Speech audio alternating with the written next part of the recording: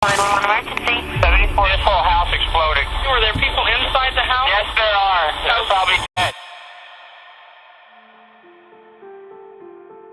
Estas no son las imágenes de un incendio cualquiera. Es la escena de un dantesco crimen que ocurrió en 2001 y cuyo autor fue calificado como un aniquilador familiar. El hecho expuso la doble personalidad de Robert William Fisher, un hombre que a los ojos de la comunidad era un padre y esposo devoto, pero que en el fondo calculó cada paso que dio para cometer el atroz crimen y se convirtió en uno de los 10 hombres más buscados por el FBI. En este video te contamos cada detalle de la historia que conmocionó a los habitantes de Arizona y que permanece como uno de los misterios sin resolver más impactantes de la historia criminal en Estados Unidos. Los criminólogos dicen que no existe el crimen perfecto. Lo que existe es el crimen mal investigado. Siempre, en cualquier investigación, aparece una pista clave que lleva hacia el asesino. Encontrémosla juntos, repasando este caso abierto. Hola a todos, mi nombre es León, y en cada video repasaremos todos los detalles de los más terribles casos criminales. Antes de empezar, no te olvides de suscribirte y dejar tu me gusta para que puedas seguir trayéndote el mejor contenido de investigación. Recuerda también activar la campanita, ya que estaré subiendo videos 3 veces a la semana. Empecemos. El caso de Robert William Fisher.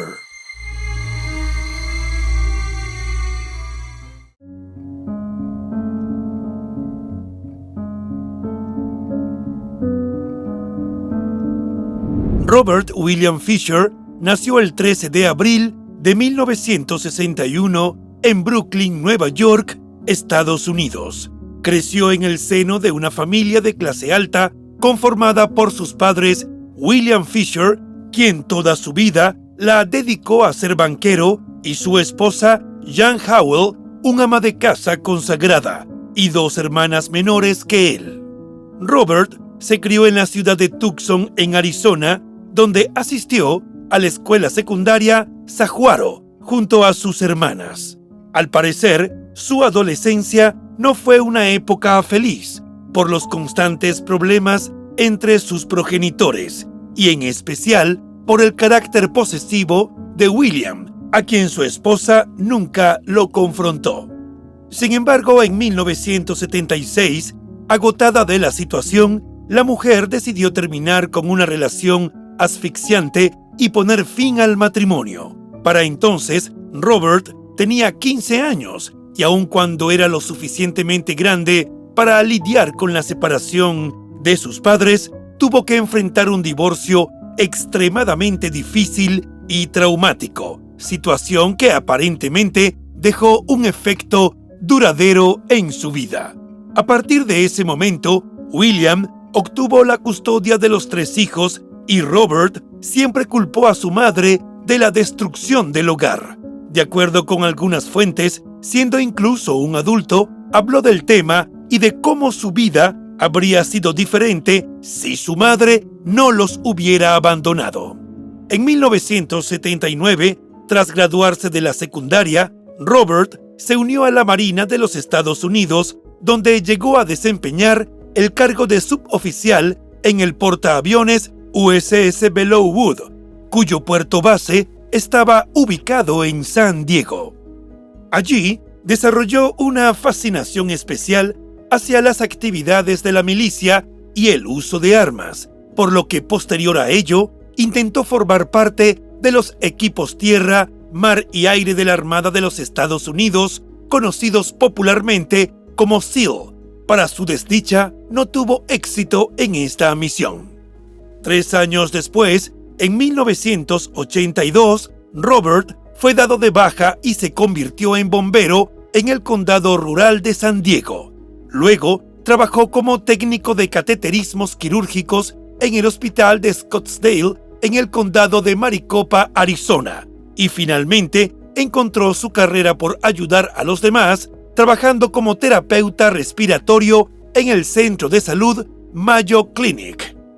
Hay dos versiones diferentes sobre el momento y lugar donde Robert conoció a Mary Jean Cooper, una hermosa rubia nacida el 3 de octubre de 1962 en Chicago, Illinois.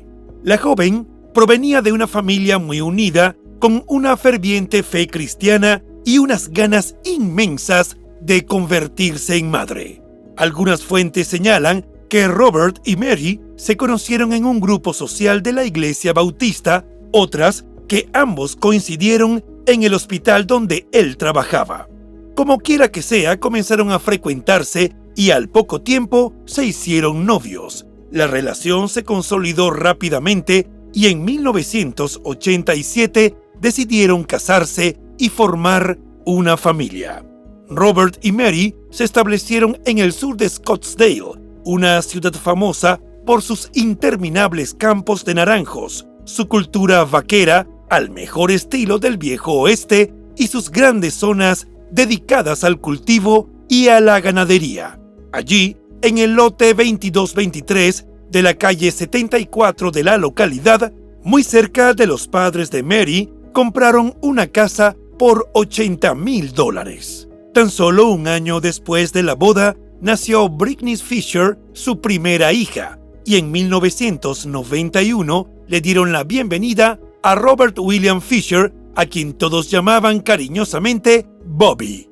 Con un matrimonio feliz y dos hermosos niños, podría decirse que Mary había cumplido sus sueños. Era una madre cariñosa que se involucraba en todas las actividades de sus hijos. Por su parte, Robert era simplemente un sujeto normal y se le consideraba un buen padre, esposo devoto y amante de la naturaleza, con una vida dedicada a ayudar a los demás, y era muy respetado en su trabajo. No obstante, detrás de aquella fachada de perfección, había detalles oscuros que no habían salido a la superficie. De acuerdo con algunos registros de prensa, poco tiempo después del nacimiento de su primera hija, Robert estuvo en el radar de la policía cuando fue señalado por dispararle a un perro de la calle, que, según dijo, entró en el jardín de su casa y se peleó con Blue, el labrador retriever negro de la familia, al que Robert le tenía un amor especial. Cuando Britney y Bobby comenzaron a asistir a la escuela, Mary volvió a trabajar a tiempo parcial para una pequeña empresa médica y frecuentemente era voluntaria en la escuela de los niños, mientras que Robert trabajaba en la clínica y disfrutaba su tiempo libre en actividades al aire libre en contacto con la naturaleza. El hombre era un experto cazador y fanático de la pesca. Familiares cercanos describieron a la pequeña Britney como una niña muy inteligente y una estudiante dedicada a su colegio. Incluso, algunas personas podrían haberla calificado como nerd, hasta que descubrieron que también era excelente atleta, muy activa en deportes como baloncesto y fútbol.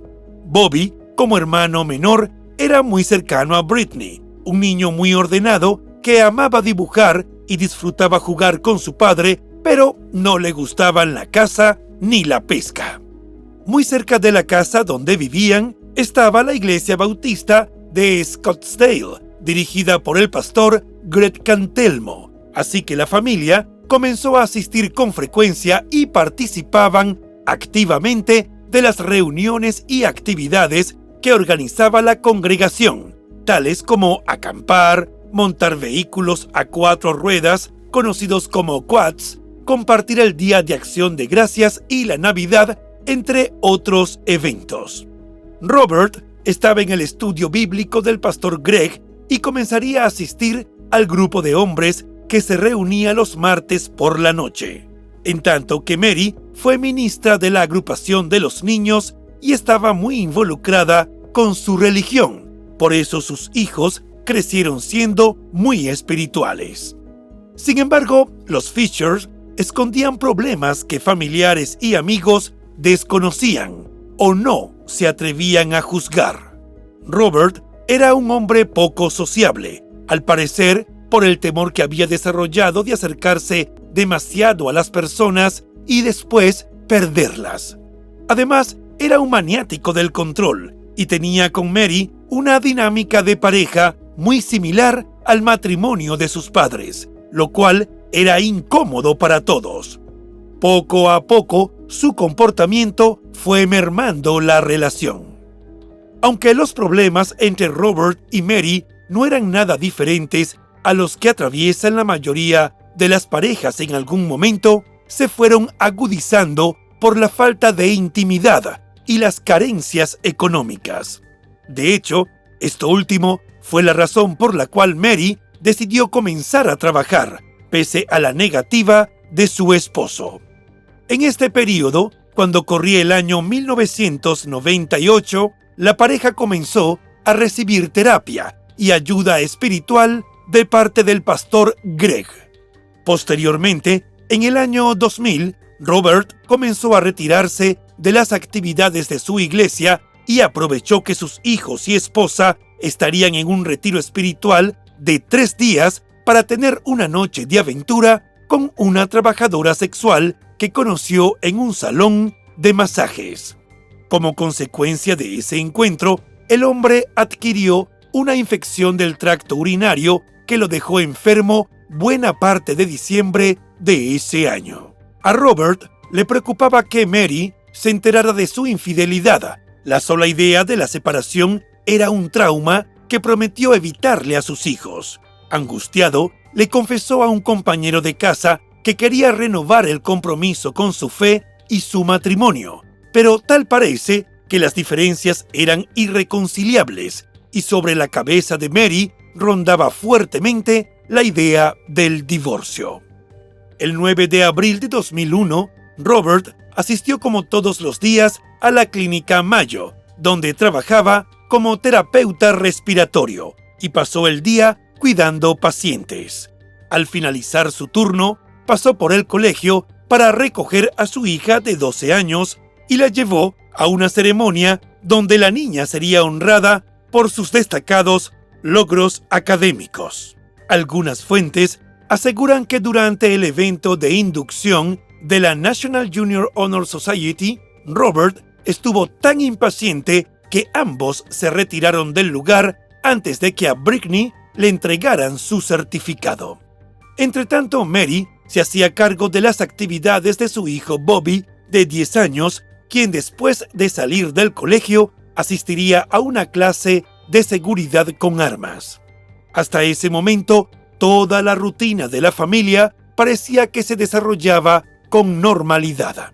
No obstante, cerca de las 10:30 de la noche, la tranquilidad de la comunidad se vio interrumpida por una discusión a gritos que tenía lugar en el hogar de la familia Fisher.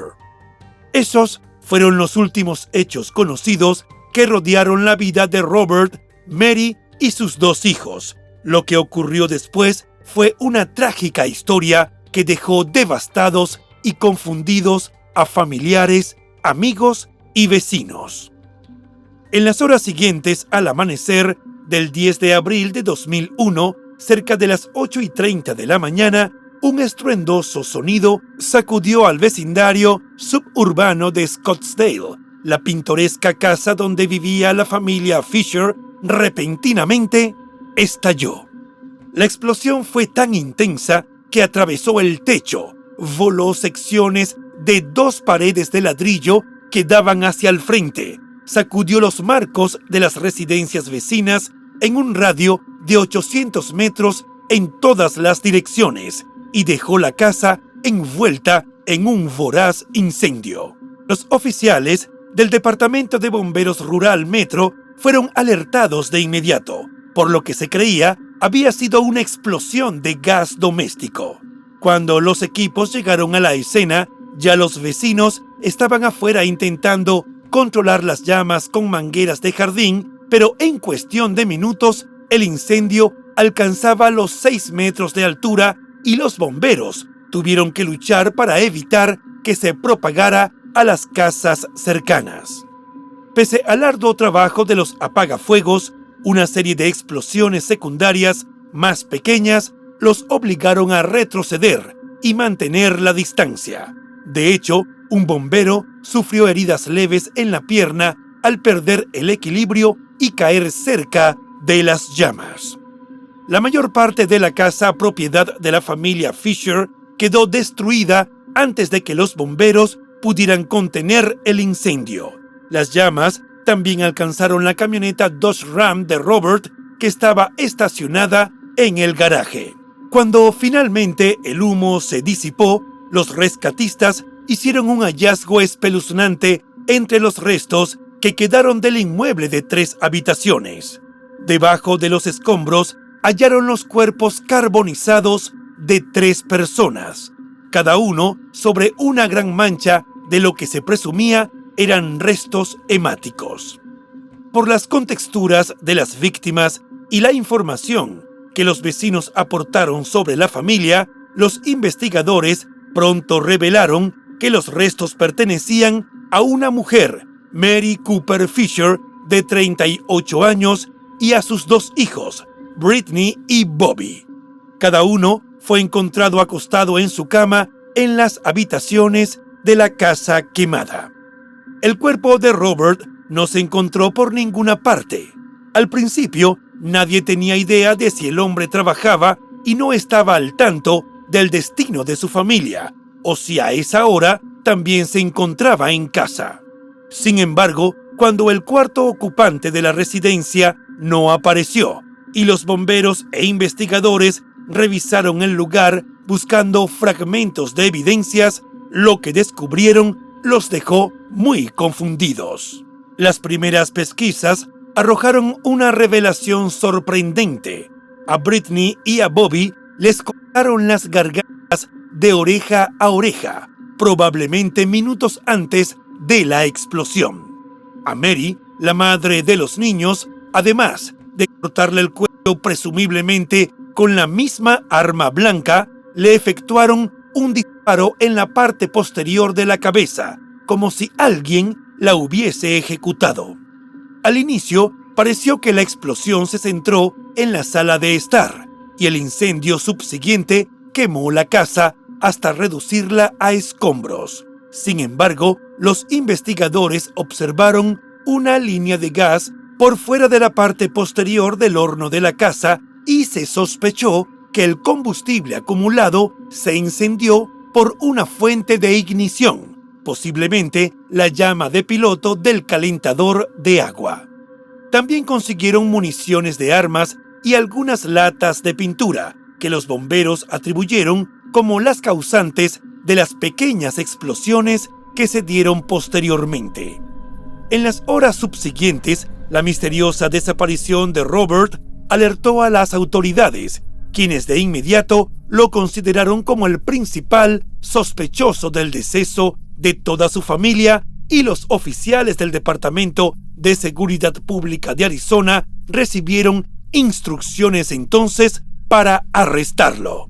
Sin embargo, todavía incrédulos, los padres de Mary, Bill y Jeannie Cooper, le enviaron mensajes a través de los medios de comunicación en los que le decían que dondequiera que estuviera, lo amaban, le rogaban volviera a casa y le pedían que explicara lo que estaba ocurriendo, pues no sabían con certeza qué pasó y lo querían escuchar de su propia boca. Greg, el pastor de la iglesia bautista a la que asistían los Fisher, no dejaba de pensar en la escena del incendio y las imágenes y recuerdos vivos sobre la hermosa familia regresaban a su cabeza cada vez con más fuerza. Por ello, no podía creer que Robert estuviera involucrado en un hecho tan aterrador.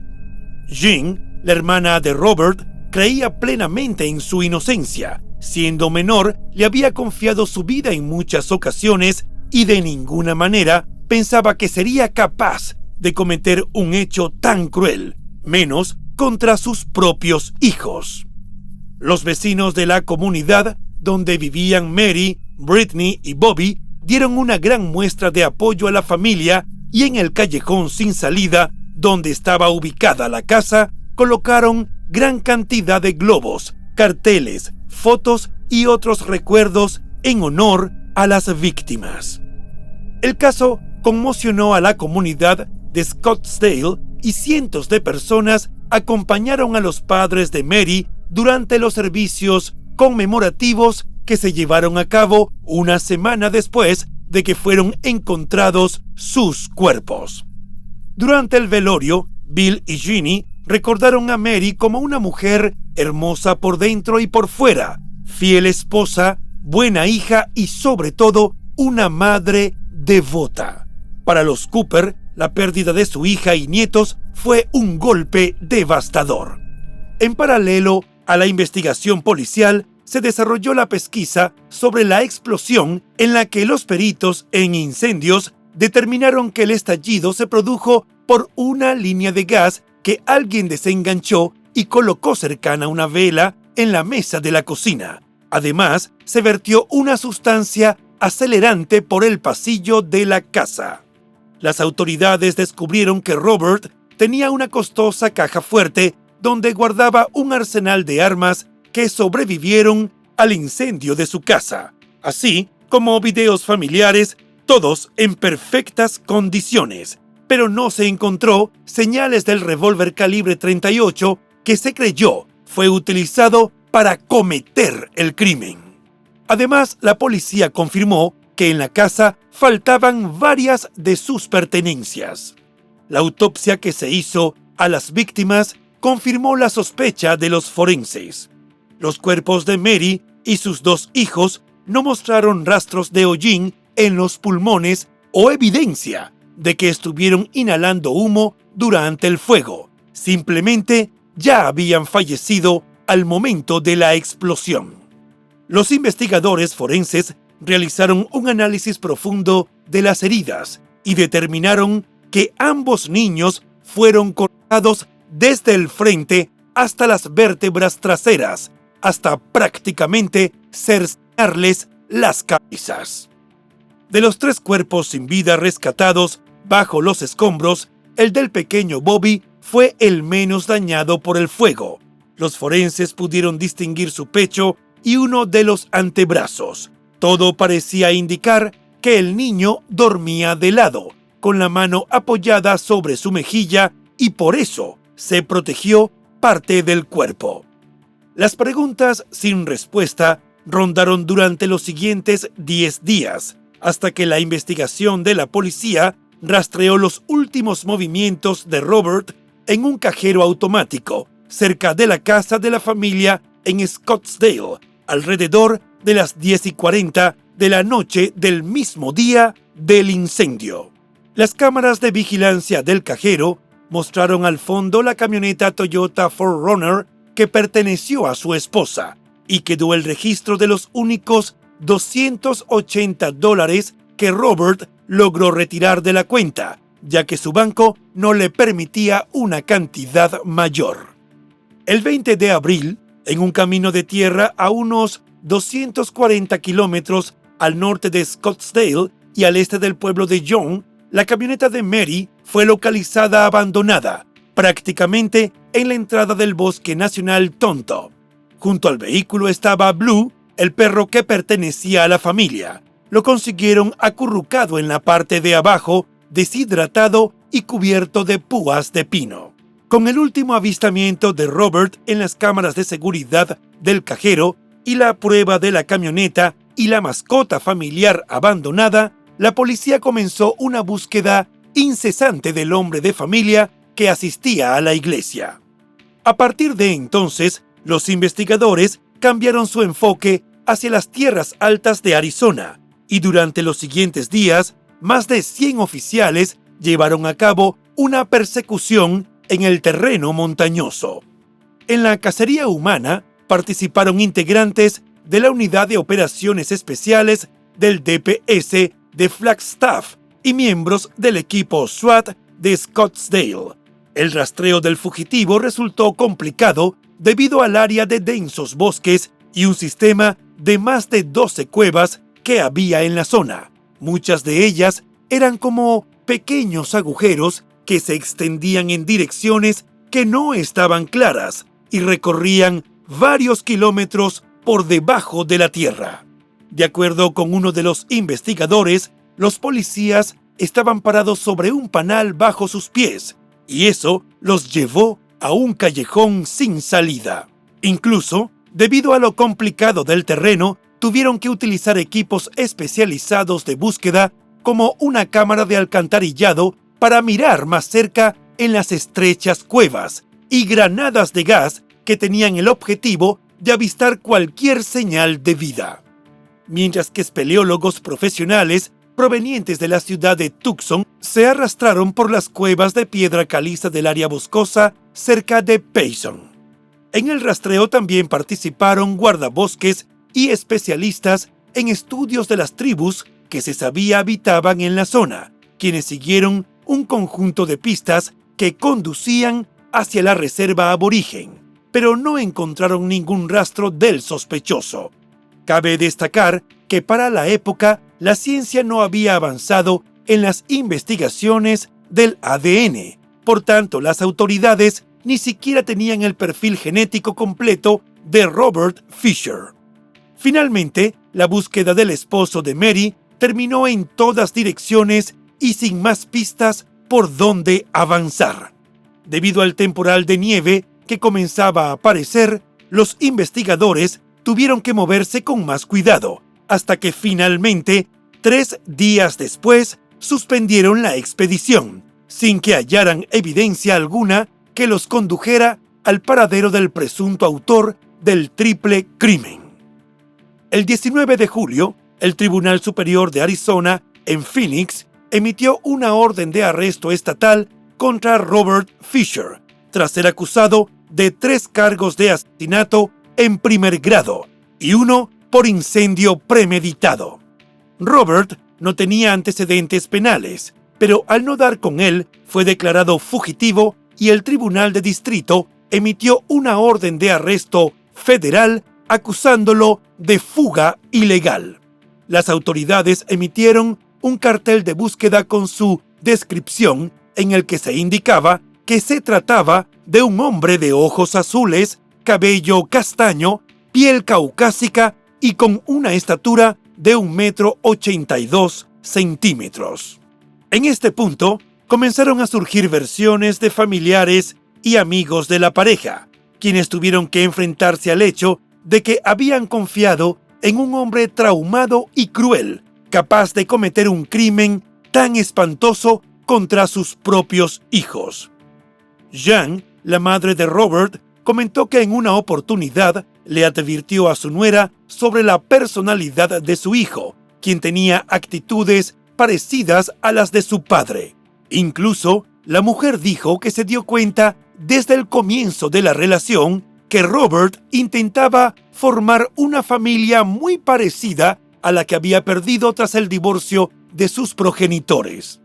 Según entrevistas de la policía a varios de los allegados, Robert era un hombre distante de su familia y controlaba en exceso a su esposa, al punto de exigirle que le solicitara permiso antes de participar en cualquier actividad, inclusive en las más rutinarias. De hecho, en una ocasión hirió a Mary con una manguera de jardín, después de que la vio hablando con un hombre que él no conocía. Mary le había comentado a los amigos más cercanos su intención de divorciarse, y aun cuando nunca le contó de forma directa al pastor de la iglesia sobre el asunto de la infidelidad, sí le había mencionado sus sospechas de que algo ocurría en el trabajo. Para ella, su esposo estaba teniendo una aventura con otra mujer en su entorno laboral. Sandy Gillespie, una vecina de la familia, fue testigo del extraño comportamiento que tuvo Robert en cierta oportunidad en la que llevó a niños de pesca en un bote. Sandy presenció el instante en que el hombre lanzó a sus 2 hijos al río con la intención de enseñarles a nadar. No fue sino hasta que vio la desesperación y el temor de los niños que casi se ahogan cuando finalmente los sacó del agua. De acuerdo con el pastor Greg, había un lado de Robert que absolutamente nadie conocía, porque Mary lo protegió para que la gente no supiera lo idiota que era, y en especial para que todo fuera lo más normal posible para los pequeños Britney y Bobby. Haciendo un ejercicio de memoria, el pastor recordó un día en que Robert llevó a los hombres de la iglesia a contemplar un ciervo que él mismo había cazado. Si bien era una especie increíble y no tenía nada de extraño, lo que sí resultó perturbador fue ver las imágenes en las que Robert parecía disfrutar de la gran cantidad de sangre que brotaba del animal, incluida la foto donde aparecía bebiéndola. Resultaba difícil meterse en la mente de Robert y saber qué lo rompió y qué desató su furia, pero la principal hipótesis de los investigadores estaba orientada a los traumas de su propia infancia y su dificultad para lidiar con la separación de sus padres. De hecho, se conoció que el hombre se había negado a llevar a sus hijos a uno de los parques de Disney porque fue el lugar de la última pelea a gritos de sus progenitores. El divorcio nunca sería una opción para él, y por más siniestro que pareciera, prefería el deceso de sus propios hijos a que se criaran en su ausencia o que tuvieran que pasar por lo que él pasó cuando era niño. Robert le juró a un compañero de casa que nunca dejaría a su esposa e hijos. De acuerdo con el perfil elaborado por psicólogos que estudiaron el caso, debajo de la fachada de padre amoroso de Robert había un solitario cruel con un temor inmenso a la pérdida, controlador y propenso a la violencia. Casi un año después de su último avistamiento, el 29 de junio de 2002, Robert fue nombrado por el Buró Federal de Investigaciones, conocido como FBI por sus siglas en inglés, como el prófugo número 475, incluido en la lista de los 10 fugitivos más buscados. Su imagen llegó a estar junto a la de Osama Bin Laden y se ofrecía una recompensa de $100,000 por información que llevará directamente a su arresto. A Robert se le consideraba armado y extremadamente peligroso. Según las primeras investigaciones, tenía vínculos en Florida, ciudad en la que vivía su padre, y también en Nuevo México y California, donde hizo contactos durante sus años en la Marina de los Estados Unidos. Siendo un hombre solitario, se creía que vivía en un área aislada, pero los policías no estaban ni cerca de dar con su paradero. Aun cuando el fugitivo no había sido detenido por las autoridades, en 2002, el Tribunal Superior del Condado de Maricopa dictaminó que sería declarado penalmente responsable del crimen contra su esposa, y por ello fue despojado de todos los derechos que tenía sobre la propiedad donde se encontraba la vivienda, y los mismos se otorgaron a la familia de Mary para que fuera posible su venta. Un año después, Sarah Denning, una vieja amiga de la familia, junto a su esposo Steve, compraron la propiedad de la finca donde solo quedaban cenizas y malos recuerdos. La idea de la pareja era construir una casa personalizada, pero solo 3 meses después decidieron vender el terreno donde un día estuvo la casa donde perdieron la vida Mary y sus 2 hijos, por lo que se decía que sobre el lugar pesaba una sombra de desgracia. Para abril de 2003, el FBI había recibido un sinnúmero de pistas sobre posibles avistamientos de Robert. Aunque no había la certeza de que los reportes fuesen falsos, tampoco fueron concluyentes. El primero de ellos presuntamente ocurrió muy cerca de la fecha de los sucesos, cuando una pareja vio a un hombre caminando por la carretera cercana a St. John. Sin embargo, mientras esperaban encontrar a los oficiales para informar sobre la pista, el sospechoso desapareció. Más tarde, residentes de su antiguo vecindario informaron a la policía que lo habían visto conduciendo por la zona, pero esto nunca pudo ser corroborado por las autoridades. En el expediente hay dos pistas que aún son un misterio para la policía. La primera ocurrió en enero de 2002, cuando cámaras de seguridad capturaron la imagen de un hombre saliendo de una tienda. La policía consiguió la grabación del local y constataron el parecido físico del sujeto con Robert, pero no lograron seguir el rastro. Uno de los avisos que más revuelo causó fue en febrero de 2004, cuando un individuo con un parecido físico sorprendente fue arrestado por la Real Policía Montada en Vancouver, Canadá. El hombre tenía una cicatriz en la espalda que coincidía con una de Robert, y además le faltaba un diente en el mismo lugar donde el fugitivo tenía un premolar de oro. Finalmente, las huellas dactilares confirmaron que no se trataba de Robert, y una semana después fue liberado, cuando un familiar lo identificó correctamente. El otro misterioso indicio que consta en el expediente fue una foto tomada por turistas durante sus vacaciones en Guatemala por el año 2009. Estas personas, que eran ajenas a cualquier información, fueron confrontadas por un hombre que les pidió la cámara y exigió que no le tomaran fotografías. El extraño comportamiento del individuo hizo sospechar a los turistas, quienes al llegar a su casa y observaron con más detalle las imágenes, se dieron cuenta del parecido y avisaron a las autoridades.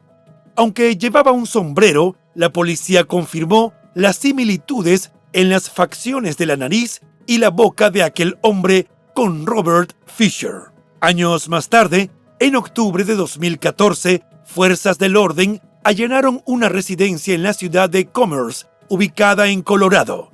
Habían recibido el aviso de que el fugitivo se estaba escondiendo allí. Pese a ello, las autoridades solo lograron arrestar a 2 personas, pero ninguna era el sospechoso ni hallaron rastros de que estuvo allí. Como era de esperarse, uno de los crímenes familiares más notorios en la historia de Arizona fue un misterio que dio pie a numerosas especulaciones y suposiciones sobre el destino del fugitivo. Una de las hipótesis que más cobró fuerza fue que Robert tuvo un cómplice que lo ayudó a transportarse fuera del lugar o detuvo a algún conductor de la carretera al que le pidió que lo llevara en su vehículo. Aunque no hubo ninguna evidencia física que respaldara ese escenario, estaba claro para los investigadores que no se alejó simplemente caminando, por cuanto Blue, el perro de la familia, lo hubiese seguido, pero obviamente algo lo ahuyentó. También se especuló con la posibilidad de que se hubiese escondido en el bosque. Una de las versiones predominantes era que, siendo un hombre entrenado en el ejército, estaba capacitado para resguardarse en un ambiente natural, alejado de todos y con lo básico para sobrevivir. Sin embargo, para algunos expertos resultaba improbable, tomando en cuenta el clima impredecible y severo en el norte del país, pues Robert habría tenido que lidiar con nieve, hipotermia y deshidratación. Adicional a ello, el bosque de Arizona no aportaba las condiciones necesarias para vivir de la tierra. Por otra parte, los investigadores que participaron en la búsqueda argumentaron que no había ninguna señal de alguien que viviera en el bosque. No existían huellas o rastros que sería difícil no dejar en un ambiente como ese, sin acceso a comida y un refugio estable. Esa hipótesis era de las más bajas en la lista de las autoridades. El sistema de cuevas que existía en el bosque también generó una cantidad de suposiciones sobre la posibilidad de que se haya caído en uno de los agujeros subterráneos. En el momento del rastreo, los peritos hallaron huellas que conducían a la boca de una cueva cerca de donde estaba estacionada la camioneta que pertenecía a Mary. Algunos pensaron que Robert pudo haberla utilizado para cubrirse antes de escabullirse por el bosque, mientras que para otros se quitó la vida o simplemente no logró salir vivo del lugar. No obstante, a lo largo de los años, los grupos destinados a la investigación dentro de las cavernas buscaron sin suerte cualquier evidencia del fugitivo, pero sus restos nunca se encontraron. Otra presunción fue que, finalmente, Robert abandonó el bosque con rumbo a la reserva india de Fort Apache, un lugar que estaba a menos de 1,5 kilómetros desde la carretera de Young, pero por tratarse de una nación soberana, los policías necesitaban una aprobación especial de la misma tribu y no podían salir de allí sin su escolta. Se creía que Robert pudo hacer este recorrido para luego abordar un avión y marcharse a México. Robert Caldwell, agente especial del FBI, consideró que el fugitivo estaba conectado con alguien y pudo haberse escapado a México o Canadá, donde vivía con un nombre falso y posiblemente ya tenía una nueva pareja a la que sometía a su personalidad controladora. La última versión de los agentes policiales rondaba la idea de la defunción de Robert. De hecho, hubo sospechas de que el hombre se adentró al bosque con la intención de quitarse la vida. Al no hallarse restos humanos, se pensó que posiblemente fueron llevados por animales salvajes.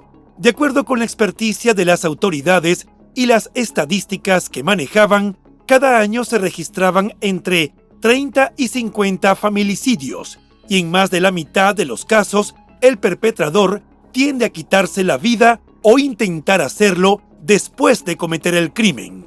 Por ello, los policías veían esta hipótesis como la que más se acercaba a lo que pudo haber pasado. Sin embargo, algunos expertos consideran que la mayoría de los hechos donde una persona ultima a su familia y luego atenta contra su propia vida ocurre en la escena o muy cerca de ella, de manera que resultaba poco probable que Robert se alejara hasta algún lugar remoto para hacerlo. A las distintas hipótesis de la policía y funcionarios del FBI siguieron las de amigos y familiares. Para Bill y Jeannie Cooper, los padres de Mary, no cabía la menor duda de que Robert continuaba en Estados Unidos, se volvió a casar y formó otra familia. Skylar Robinson, una autoproclamada detective psíquica, aseguró que el fugitivo vivía con una identidad diferente en Callahan, en una ciudad de Texas, y que su residencia era un tráiler con el cual podía trasladarse con frecuencia dentro y fuera de México. El misterio que rondó el terrible crimen contra su familia y el destino del fugitivo fue objeto para un documental titulado ¿Dónde está Robert Fisher?, estrenado en 2011 por una importante cadena de televisión. La producción incluyó imágenes terribles de la escena, así como videos caseros de la familia. Tras la emisión del documental, para el que fueron entrevistados investigadores, periodistas que siguieron el caso y hasta la hermana de Robert, nuevamente se produjo una oleada de reportes de supuestos avistamientos. Incluso la policía contabilizó más de 300 no confirmados, muchos provenientes de varias regiones de los Estados Unidos y fuera de él. México, Canadá, Reino Unido, Brooklyn, Florida, California, Nuevo México, Colorado, Virginia, Texas, Washington, Guatemala, algunas partes de Europa, Scottsdale y las ciudades de Payson y Show Low en Arizona fueron algunos de los puntos en donde las autoridades siguieron pistas. Luego de tanto tiempo y esfuerzo invertido en la investigación, la falta de resultados se volvió un poco desalentador y frustrante para los funcionarios policiales encargados del caso. Pero sin pruebas contundentes que respaldaran el deceso de Robert, su búsqueda continuó activa. En abril de 2016, tras cumplirse el 15º aniversario del trágico suceso, se hizo una actualización de su apariencia física a través de programas de progresión de edad. Tal parece que, a medida que el tiempo pasó, su capacidad para seguir huyendo fue mejorando, y como era de esperarse, posiblemente se dejó crecer el cabello o agregó vello facial, y con el apoyo del avance tecnológico, los investigadores recrearon un conjunto de fotos mejoradas de cómo se vería Robert a los casi 60 años de edad. El agente del FBI, Taylor Hanna, se hizo cargo de la investigación desde entonces y en ese momento, mentes más frescas iniciaron una revisión de todos los antiguos archivos del caso, buscando algo que destacara y que se hubiera pasado por alto, alguien que no haya sido entrevistado o algún testigo que recordara un dato nuevo para poder avanzar. No obstante, este último impulso del FBI también fracasó. Lo único que la policía tenía de Robert eran 10 tarjetas con sus huellas dactilares y su firma, las cuales obtuvieron por los años que cumplió en el ejército, pero no disponían de ADN o algo con qué comparar la dactiloscopia. El 3 de noviembre de 2021, 20 años después del crimen contra su familia, Robert Fisher fue eliminado de la lista de los 10 más buscados del FBI y fue reemplazado por Julian Adonai Archaga Carías, presunto líder de la pandilla MS-13 de Honduras. Toda la publicidad que durante tantos años recibió el caso no fue suficiente para dar con la ubicación o captura exitosa del único sospechoso por el crimen contra Mary Cooper Fisher y sus hijos Brittany y Bobby. En consecuencia, se determinó que el caso ya no cumplía con los requisitos para mantenerlo en la lista. En un comunicado del FBI se mencionaron varios factores que los llevaron a excluir a Robert Fisher del famoso listado. Entre ellos, se citó la falta de avistamientos verificados. Desde que Robert desapareció y después de tantos años, no hubo ninguna otra evidencia de que haya hecho algo ilegal que les permitiera llegar a él. El objetivo de la lista era generar publicidad que condujera a pistas sólidas de investigación, y en el caso de Robert nunca se generó ninguna que los llevara a su captura. Por ello, se convirtió en la 11ª persona en ser sacada del listado antes de ser capturado, fallecido o desestimados sus cargos. En una de sus últimas declaraciones, Bill y Jeannie Cooper, los padres de Mary y abuelos de los niños, dijeron que es posible que nunca sepan qué sucedió realmente la noche del 9 de abril de 2001, pues su hija mantuvo en secreto el lado oscuro de Robert. Ellos nunca supieron por lo que Mary estaba pasando, ya que lo que veían era una madre haciéndose cargo de sus 2 preciosos niños. De hecho, al principio les resultó difícil aceptar que Robert había sido el responsable de un crimen tan monstruoso, hasta que comenzaron a concatenar los hechos y se dieron cuenta de que aquel hombre, a quien le tenían mucho cariño y consideraban buen esposo y padre, era realmente un depredador. Pese a su inmenso dolor, los padres de Mary decidieron no centrarse en la persecución y la tragedia, sino en los últimos recuerdos hermosos que compartieron con su hija y nietos antes de su destino fatal. De esas memorias prevalecen las imágenes de tiempos felices que cubren las paredes de su casa de Scottsdale. En la parcela 2223 de la calle 74 de Scottsdale solo quedó una losa de concreto carbonizada, pues con los años las máquinas excavadoras se encargaron de acabar con los últimos restos de la casa de la familia Fisher. De acuerdo con registros del condado, el lote se ha vendido 3 veces desde septiembre de 2003, pues sobre la propiedad creció una fama negativa que normalmente se posa sobre las casas donde se han producido crímenes atroces. El último que compró el terreno fue David Williams, dueño de la empresa Wilco Properties, y quien se negó a hablar sobre sus planes para el lote. Según le comentó a la vecina que ha vivido al lado de la propiedad durante más de una década, planeaba construir una casa allí y luego venderla. Sin embargo, en los registros de Scottsdale no existía ningún permiso de construcción o demolición emitido para ese lugar. Pese a los más de 20 años que transcurrieron, el FBI aseguró que el caso no ha sido cerrado y que no dejarán de buscar a Robert Fisher. A medida que pasaron los años, la historia inspiró varios documentales y libros. Algunas personas creen que Robert falleció poco después de los hechos, bien porque se quitó la vida o porque pudo ser víctima de las condiciones climáticas y del terreno agreste del bosque. Lo cierto es que a la fecha no se ha conseguido un cuerpo o una evidencia que confirme si está vivo o no. Su teléfono celular se apagó la noche anterior a la explosión y nunca fue encendido de nuevo. Y según los investigadores, nadie ha tocado su cuenta bancaria desde la última extracción confirmada en el cajero automático. El FBI continúa recibiendo llamadas constantes de personas que aseguran haber visto a Robert Fisher. Sin embargo, a menos que lo encuentren, es posible que nunca se sepa exactamente qué le ocurrió. Entretanto, el horrible evento que conmocionó a Arizona en el año 2001 seguirá siendo uno de los misterios sin resolver más perturbadores de Estados Unidos.